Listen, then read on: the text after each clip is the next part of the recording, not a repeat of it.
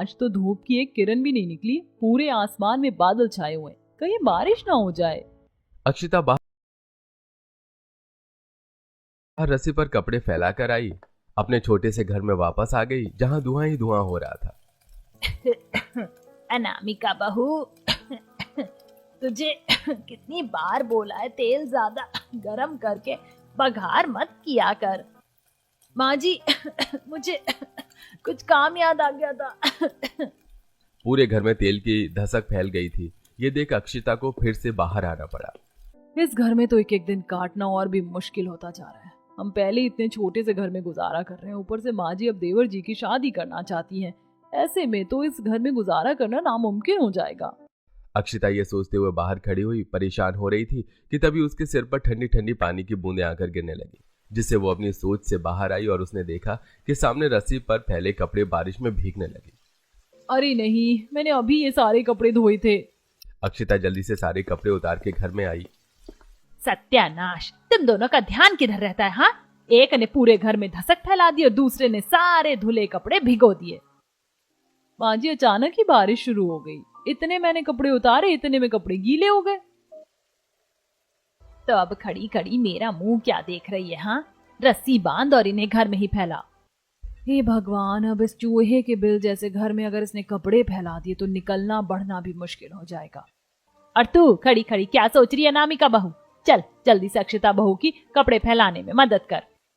संपूर्णा के कहने पर अनामिका ने मुंह बनाकर अक्षिता के साथ रस्सियां बंधवाई और फिर उन पर कपड़े फैलाए। अब सावन का महीना लगने जा रहा था, ऐसे में उन्हें अब और ज्यादा दिक्कतों का सामना करना पड़ता। देखिए जी, मैं इस घर में अब एक दिन और नहीं रह सकती। इसके इतना छोटे होने की वजह से आए दिन मुझे नई नई दिक्कतों का सामना करना पड़ रहा है। मैं तुम्हारी बात समझ रहा हूँ अनामिका, लेकिन अभी मैं कुछ नहीं कर सकता। आज इतनी महंगाई के जमाने में एक पक्का बड़ा मकान खड़ा करना आसान नहीं है। गरीबी की वजह से उन लोगों के लिए घर बनाना बहुत मुश्किल था। वो जैसे तैसे उसी घर में गुजारा कर रहे थे। साथ ही संपूर्णा को अपने छोटे बेटे कार्तिक की शादी करने की भी जिद लगी हुई थी, लेकिन घर के छोटा होने की वजह से रिश्ते वाले मना कर देते।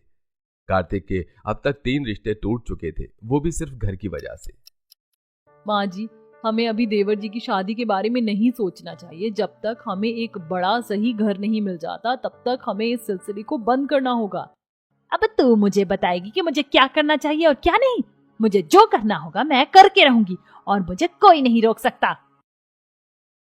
माँ, समझने की कोशिश कीजिए, भाभी सही कह रही है। और वैसे भी छोटे घर में कोई भी लड़की रहने के लिए राजी नहीं होगी। तो फिर ठीक है, मैं आज ही तेरे ससुर से हमारी पेड़ वाली पुरानी जमीन को बेचने के बारे में बात करूंगी। मुझे जल्द ही एक ठीक से घर संभालने वाली बहू चाहिए, क्योंकि तुम्हारी वजह से हमारे सारे घर का हिसाब बिगड़ा हुआ है। इस पर अनामिका और अक्षिता को बुरा लगा। छोटा घर होने की वजह से वो ठीक से काम नहीं कर पाती और इससे संपूर्णा को शिकायत रहती। संपूर्णा किसी भी बात को सुनने को तैयार नहीं थी। उसे सिर्फ अपने छोटे बेटे की शादी करनी थी। सुनिए जी, छोटा घर होने की वजह से कार्तिक के कितने रिश्ते टूट चुके हैं। आप उस पेड़ वाली पुरानी जमीन को बेचकर इसे बड़ा बना लीजिए। संपूर्णा, आखिर तुम्हें कार्तिक की शादी इतनी जल्दी करनी ही क्यों है? हाँ, और अभी उस जमीन को बेचने का कोई फायदा नहीं है, वहां कोई नहीं रहना चाहता। हाँ माँ, एक तो हमारी जमीन पर इतना बड़ा पेड़ खड़ा हुआ है, ऊपर से आसपास दूर दूर तक सिर्फ वीराना है। ऐसे में वो जमीन बेचना आसान नहीं है, और अगर बिक भी गई तो उसके कोई अच्छे दाम नहीं लगाएगा। सभी ने संपूर्णा को काफी समझाने की कोशिश की, लेकिन संपूर्णा को कोई भी बात समझ में नहीं आ रही थी। फिर अगले दिन पूर्वी माँ जी किस जमीन के बारे में बात कर रही थी? भाभी, यहाँ से काफी दूर हमारी एक पुरानी जमीन पड़ी हुई है जिस पर एक बड़ा पेड़ खड़ा हुआ है। बसावट ना होने की वजह से उस जमीन के अच्छे दाम नहीं लग पाते, इसीलिए हम उसे बेचने के लिए सही समय का इंतजार कर रहे हैं। क्या तुम मुझे वो जगह दिखा कर ला सकती हो? ठीक है भाभी, लेकिन पहले हम सभी खाना खा लेते हैं, उसके बाद हम वहां जाएंगे। खाना खाने के बाद पूर्वी अक्षिता को पेड़ वाली जमीन दिखाने लेकर गई। काफी दूर तक चलने के बाद वो उस जमीन के पास पहुंची। वाह, इतना बड़ा पेड़! यकीन ही नहीं होता कि पूरी खाली जमीन पर इतना बड़ा पेड़ खड़ा हुआ है। सच में भाभी, ये पेड़ तो अब पहले से भी काफी बड़ा हो चुका है। इसका तना तो देखो जरा, हमारे घर की चौड़ाई से भी ज्यादा है। पूर्वी, जब ये जमीन भी हमारी है तो क्यों ना हम इस जगह का फायदा उठाएं? लेकिन इसका किस तरह फायदा उठा सकते हैं? अभी तक ये सिर्फ जमीन थी, अब हम इस पर अपना घर बसाएंगे, वो भी इस पेड़ के अंदर। लेकिन भाभी, हम पेड़ के अंदर कैसे रह सकते हैं भला? उसके लिए हमें इसमें थोड़ा काम करना होगा। पेड़ को अच्छी तरह सब तरफ देखभालने के बाद दोनों नंद भाभी वापस घर आ गई। बहू, पूर्वी कहाँ चली गई थी तुम दोनों? यहाँ मैं तुम्हें सब तरफ ढूंढ ढूंढ कर परेशान हो रही हूँ। वो माँ जी, हम खाना खाकर थोड़ा टहलने निकल गए थे और टहलते टहलते हमें इतनी देर हो गई, पता ही नहीं चल पाया। कम से कम बताकर तो जाती। चलो दोनों घर के कामों में लगो। संपूर्णा के कहने पर दोनों घर के कामों में लग गई। शाम को जब हर्ष और सूरज काम पर से घर लौटे तब अक्षिता ने उन दोनों से पेड़ को घर में बदलने की बात की। तुम कैसी बच्चों जैसी बातें कर रही हो अक्षिता? भला हम पेड़ में घर कैसे बनाएंगे? हर्ष जी, वो पेड़ है यानी लकड़ी, आप तो लकड़ी का काम करते हैं ना, तो फिर आपको मेरी बात समझ में आनी चाहिए। मुझे लगता है अनामिका सही कह रही है, हम कोशिश करके देख सकते हैं। भैया, हम उससे सिर्फ समय बर्बाद करेंगे और कुछ नहीं। भैया, एक बार कोशिश करके देखते हैं, क्या पता हम कामयाब हो जाएं। सभी के कहने पर हर्ष ने बात को मान लिया, लेकिन उसे अभी भी इससे शिकायत थी। अगले दिन अक्षिता, पूर्वी, सूरज और हर्ष उस पेड़ के पास पहुंचे और सोच के अनुसार उसकी कटाई करनी शुरू कर दी। वहीं अनामिका, संपूर्णा और हरिवंश के साथ भी। जरा ये देखिए, इसमें तो कितने बड़े बड़े गोल गोल सुराख बने हुए हैं, ये हमारे घर की खिड़कियां बन जाएंगे। वाह भाभी, आपका दिमाग तो बहुत तेज चलता है। चारों ने अपनी पूरी मेहनत से पेड़ में अंदर जाने का दरवाजा और साइडों में बड़े सुराखों में खिड़कियां बनाई। ये देखिए, क्या इससे कोई फायदा है? ये सिर्फ हमारे घर जितना ही बड़ा है, इसमें भी हमें वही सब परेशानियों को झेलना पड़ेगा। बेवजह ही हमने इस पर अपना समय बर्बाद कर दिया। हर्ष जी, जरा ऊपर देखिए, इस पेड़ का मोटा तना ऊपर जाकर 2 हिस्सों में बट रहा है। हम वहां पर भी रहने का हिसाब बना सकते हैं। हम वहां तख्ते लगाकर दूसरी और तीसरी मंजिल भी बना सकते हैं, लेकिन अभी के लिए इतना काम काफी है। बाकी का काम हम कल करेंगे और हमें इसकी सफाई भी करनी होगी। सावन लगने वाला है, ऐसे में इसमें कीड़े मकोड़े पैदा हो जाएंगे। सूरज की बात सभी को समझ में आ गई। इसके बाद सभी घर वापस चले गए। इसी तरह फिर अगले दिन चारों फिर से पेड़ पर काम करने आए। अक्षिता ने अंदर से पेड़ की सफाई की और फिर दोनों बेटों ने अंदर से पेड़ में काम करना शुरू किया। उन्हें पेड़ के ऊपर 2 हिस्सों वाले तने में एक कमरा बनाया, उस पर पहुंचने के लिए सीढ़ियां बनाई और उसमें एक छोटी सी गैलरी भी बनाई। ये कितना सुंदर लग रहा है और इसमें हमारे घर से ज्यादा जगह है, हम ऊपर भी जा सकते हैं। हम इसकी डालों पर भी थोड़ा काम कर सकते हैं, फिर हम इस पेड़ को पूरी तरह से बढ़तेंगे। अगले दिन सभी ने पेड़ घर में घर का सामान पहुंचाने की शुरुआत की। हर्ष, सूरज, क्या तुमने कोई नया मकान खरीद लिया? ये सामान कहाँ लेकर जा रहे हो?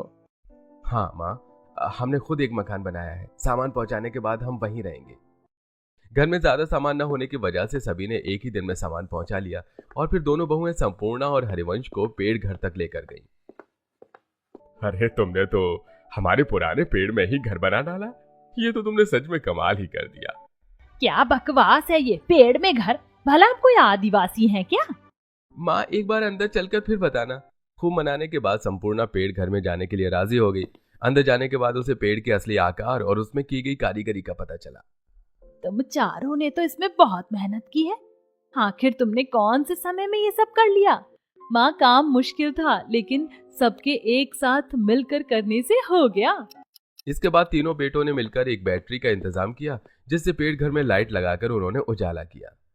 इस पेड़ घर में तो कितनी ठंडक है, क्या हमें गर्मी का पता ही नहीं चल रहा? कोई माने या ना माने, लेकिन ये पेड़ घर हमारे उस घर से तो कई गुना बेहतर है। अब सभी ने उस पेड़ घर में रहना शुरू कर दिया। एक दिन चारों सास बहू नंद पेड़ घर की गैलरी में बैठकर चाय पी रही थी और ठंडी हवा के मजे ले रही थी। वैसे मानना पड़ेगा अक्षिता, तुमने खूब दिमाग चलाया है।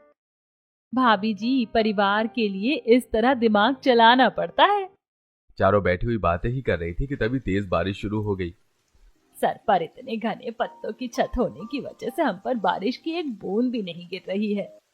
माँ, अभी तो आप देखते जाओ कि हमारा ये पेड़ घर और कितने फायदे हमें दे सकता है। शाम को रोज इसी तरह घर की चारों औरतें पेड़ घर की गैलरी में बैठकर चाय पिया करती। दोनों बेटों ने मिलकर उस पेड़ मकान लकड़ी का थोड़ा और काम किया, जिससे वो अब एक आलीशान पेड़ घर में बदल चुका था। उसमें कई कमरे थे। हर कमरे के आगे एक गैलरी थी और हर मोटी शाखा पर एक लकड़ी से बनी रेलिंग लगी हुई थी, जिससे एक से दूसरे कमरे तक आया जाया जा सकता था। आसपास के निकलते बढ़ते लोगों को भी ये कारीगरी देख काफी हैरानी होती। अब तो हमारे पास इतना बड़ा घर है, अब हम आराम से कार्तिक की शादी कर सकते हैं। इस बार कार्तिक की शादी करने के लिए किसी ने मना नहीं किया। लड़की वालों को भी पेड़ घर काफी पसंद आया। गांव की एक सीधी सी लड़की संपूर्णा के घर में बहू बनकर आ गई। शादी के पेड़ घर को दोनों बहुओं ने मिलकर फूलों और लाइट से बड़े अच्छे से सजाया, जिसे देखकर सभी के होश उड़ गए। नई बहू को भी पेड़ घर काफी पसंद आया, लेकिन बदकिस्मती से अब सावन का महीना लग चुका था। रोज रोज बारिश हो रही है जिससे पेड़ घर की लकड़ी फूलने लगी है। अब तो एक दरवाजा भी खोला नहीं जाता। हाँ भाभी, और सफाई करने के बाद भी घर में जगह जगह कीड़े हो रहे हैं। बरसात के मौसम में तो बड़े बड़े पक्के मकानों में कीड़े हो जाते हैं। ये तो फिर भी एक पेड़ का घर है। कुछ तो करना होगा। ये कीड़े जहरीले भी हो सकते हैं। अगर इन्होंने किसी को काट लिया तो? आप सभी चिंता मत कीजिए, मैं कीड़े मारने वाली दवाई ले आई हूँ। हम इसे पूरे घर में छिड़क देंगे जिससे यहाँ कीड़े नहीं होंगे। तीनों बहुओं ने मिलकर पूरे घर में कीड़े मारने वाली दवाई का छिड़काव किया। इससे कुछ कीड़े तो मर गए, लेकिन वो काफी नहीं था, और लगातार बारिश होने की वजह से उसकी लकड़ी से भी अब कीड़े पैदा हो गए थे। सभी को अब कीड़ों की वजह से काफी दिक्कत होने लगी। इतनी ज्यादा बारिश होने की वजह से पूरे पेड़ घर में सीलन फैल चुकी है। ऐसे में ऊपर वाली मंजिलों पर रहना ठीक नहीं होगा। इस मौसम में लकड़ी फूलकर कमजोर हो जाती है। बारिशों की वजह से अब सभी का ऊपर वाली मंजिलों पर जाना बंद हो गया था, जिसकी वजह से ऊपर के कमरों की सफाई न होने की वजह से उनमें गंदगी फैलने लगी। लंबा समय गुजरने के बाद बारिश होनी बंद हो गई, लेकिन अब कुछ ही दिनों में पतझड़ का मौसम लगने वाला था और पेड़ के पत्ते झड़ना शुरू हो गए। ये लो, अभी तो बारिश को कहर खत्म हुआ था और अब ये तेज हवाएं चलने लगी। अब पतझड़ का मौसम लगने लगा है। ऐसे में इस पूरे पेड़ घर के पत्ते झड़ जाएंगे। हे भगवान, अगर ये इतना बड़ा पेड़ सूख गया तो कितना डरावना लगेगा। अरे नहीं, यहाँ तो वैसे भी दूर दूर तक कोई नहीं रहता है। लेकिन अब डरने से क्या फायदा था। कुछ ही दिन में पतझड़ का मौसम लग गया और पेड़ से तेजी से पत्ते गिरने भी शुरू हो गए। अरे ये क्या, इस रूखे सूखे मौसम में तो पेड़ घर के आधे से ज्यादा पत्ते गिर चुके हैं। धीरे धीरे ये पूरी तरह गंजा हो जाएगा और हमें फिर से वही सब परेशानियां उठानी पड़ेंगी। अक्षिता अनामिका को कुछ नहीं कह पाई, क्योंकि उसे पता था कि अनामिका सही कह रही है। और धीरे धीरे पेड़ घर के सारे पत्ते झड़ गए, जिससे उसकी बड़ी शाखाएं अब सूखने लगी। एक दिन एक बड़ी शाखा गैलरी की रेलिंग पर आकर गिरी, जिससे रेलिंग टूट गई। अरे नहीं, इसकी शाखाएं तो गिर रही हैं। हाँ भाभी, कुछ दिन पहले एक बड़ी शाखा बिल्कुल मेरे बराबर में जमीन पर आकर गिरी। अगर मैं थोड़ी भी हिलती तो उसके नीचे दब जाती। फिर तो हमें हर दम यहाँ सावधानी से रहना होगा। अब सभी घर में चौकन्ने होकर रहने लगे, लेकिन अब सर्दियां शुरू होने वाली थी, जिसमें लकड़ी और भी ज्यादा सूखने लगी और धीरे धीरे पेड़ की बड़ी बड़ी डालें नीचे आकर गिरने लगी। अब सभी ने शाखाओं के गिरने की वजह से पेड़ के बाहर खड़ा होना बंद कर दिया था। औरतें पेड़ के अंदर रहकर समय बिताया करती, वहीं उनके पति काम पर चले जाते। फिर एक दिन, अरे ये क्या हो रहा है? क्या यहाँ पर कोई बिल्डिंग बनने वाली है? अक्षिता ने देखा कि पेड़ से कुछ दूरी पर बड़ी बड़ी बुलडोजर्स, क्रेन और कुछ इंजीनियर खड़े हुए थे। अक्षिता, सुनने में आया है कि यहाँ एक बड़ा होटल बनने जा रहा है। अगर ऐसा हुआ तो हमारी जमीन की कीमत काफी बढ़ जाएगी और हम एक अच्छा बड़ा घर बना पाएंगे। ये तो बहुत अच्छी बात है। वैसे भी हम इस घर में इतनी ठंड में अब गुजारा नहीं कर पा रहे। समय गुजरा और अब और ज्यादा ठंड बढ़ गई। ठंडी ठंडी हवाएं चलने लगी, जिससे पेड़ घर पर काफी असर पड़ रहा था। कितनी सर्दी है। इस पेड़ घर में तो हमारे घर से दुगुनी सर्दी लग रही है। माँ जी, ये लकड़ी है ना, ठंड पड़ने से ये काफी ठंडी हो गई है, जिससे हमारे पेड़ घर में 2 गुना सर्दी बढ़ गई है।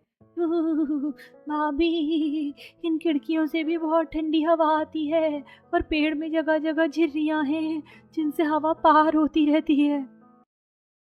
किसी काम का नहीं है ये आलीशान पेड़ घर। इसमें भी हमें दिक्कतों का सामना ही करना पड़ रहा है।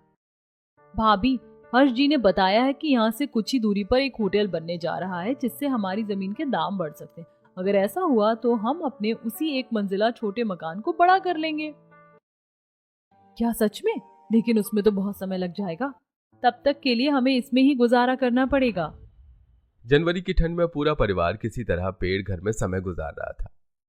दिन पे दिन ठंड बढ़ती जा रही है और हम इस पेड़ घर में आग भी नहीं जला सकते हैं, और इतनी तेज हवा में हम इसके बाहर भी आग नहीं जला सकते हैं। अब हम करें तो क्या करें? चलो फिर से अपने उसी घर में चलते हैं। लेकिन माँ जी, वहां पर समय बिताना अब और भी मुश्किल हो जाएगा। यहाँ ठंड है, लेकिन कम से कम यहाँ जगह तो है। वो तो सिर्फ घर के नाम पर एक कमरा है। अनामिका की बात सभी को सही लगी और अब ठंड को झेलते हुए वो वहीं पेड़ घर में रह रहे थे। कुछ दिन बाद उन्होंने देखा कि पेड़ घर के आसपास घर बनने शुरू हो गए। वहीं होटल में भी लगातार काम चल रहा था। सर्दियों का मौसम गुजरने तक वहां कई घर बन गए और वहां लोगों ने भी रहना शुरू कर दिया। वहीं आए नए लोगों को पेड़ घर बना देखकर काफी हैरानी होती। वहीं पेड़ घर के परिवार को इस पर थोड़ी शर्मिंदगी भी महसूस होने लगी। हमारे आसपास कितने अच्छे मकान बन चुके हैं और हमारा इतना बड़ा परिवार अभी भी इसी पेड़ घर में रह रहा है। हमें साल भर होने वाला है इस घर में रहते रहते, लेकिन अभी तक हमसे एक घर नहीं बनाया गया। माँ जी, पिताजी, आपके बेटे पूरी मेहनत कर रहे हैं हम सबके लिए एक घर खड़ा करने को। एक दिन वो जरूर कामयाब होंगे। सच कहूँ तो मैं इस सब से बहुत थक चुकी हूँ। अब मैं यहाँ से जाना चाहती हूँ। अब सभी पेड़ घर में नहीं रहना चाहते थे। भले ही पेड़ घर में उन्हें रहने के लायक काफी जगह मिली थी, लेकिन इसके साथ उन्होंने बहुत सी परेशानियां भी उठाई, जिसकी वजह से वो अब वहां से जाना चाहते थे। अब वसंत का मौसम लग चुका था। पेड़ फिर से हरा भरा होने लगा और अब उसमें जगह जगह पर पत्ते निकलने लगे। उससे और नई डालें निकलने लगी, जिससे अब उनका संतुलन बिगड़ने लगा। फिर एक दिन, माँ, कोई हमारी जमीन को काफी अच्छे दामों में खरीदना चाहता है। आसपास सब बसावट होने की वजह से हमारी जमीन के दाम बढ़ गए हैं, तो क्या हम इस जमीन को बेच दें? अरे देवर जी, नेकी और पूछ पूछ, मैं तो अभी के अभी यहाँ से निकलना चाहती हूँ। सभी जमीन को बेचने को बिल्कुल तैयार थे और उम्मीद के अनुसार उनकी जमीन अच्छे दामों पर बिक गई। इसके बाद उन्होंने धीरे धीरे पेड़ घर को खाली करना शुरू किया। हमें इस पेड़ घर की बहुत याद आएगी। इतना लंबा समय गुजारा है हमने यहाँ पर। हाँ भाभी, ये घर जैसा भी हो, हमने इसे बहुत मेहनत से बनाया है। हम इसे हमेशा याद करेंगे। हमारी इसमें की गई मेहनत वसूल हो चुकी है। अब हमें इसे अलविदा कहने का समय आ चुका है। भले ही दिक्कतों के साथ, लेकिन पूरे परिवार ने उस पेड़ में काफी लंबा समय बिताया और ढेर सारी यादें बनाई। लेकिन अब उस पेड़ को वहां से हटने का समय आ चुका था। पूरा परिवार उस जमीन को बेचकर वहां से आ गया और जमीन के पैसों से उन्होंने अपने उसी पुराने 1 मंजिला के कमरे वाले घर में काम करवाकर उसे 3 मंजिला बड़ा बना लिया। अब पेड़ घर की जगह पर भी उसे हटाकर कई घर बन चुके थे। सभी को पेड़ घर की काफी याद आती। मुझे अभी भी हमारे पेड़ घर की बहुत याद आती है। सच कह रही हो, मुझे भी जब कभी उसकी याद आती है तो आंखें भर आती हैं। क्यों ना हम अपने घर के आंगन में ही एक पेड़ लगा लें, जिससे हमें उसके ना होने का एहसास नहीं होगा। हाँ, हम आंगन में एक पेड़ लगा सकते हैं और हम उसे बिल्कुल अपने पेड़ घर की तरह ही रखेंगे। सभी आंगन में पेड़ लगाने के लिए राजी हो गए और फिर उन्होंने आंगन में एक छोटा पेड़ लगाया जो काफी तेजी से बड़ा होने लगा। अब जब कभी भी किसी को पेड़ घर की याद आती तो वो आंगन में लगे पेड़ को देखकर खुश हो जाया करते।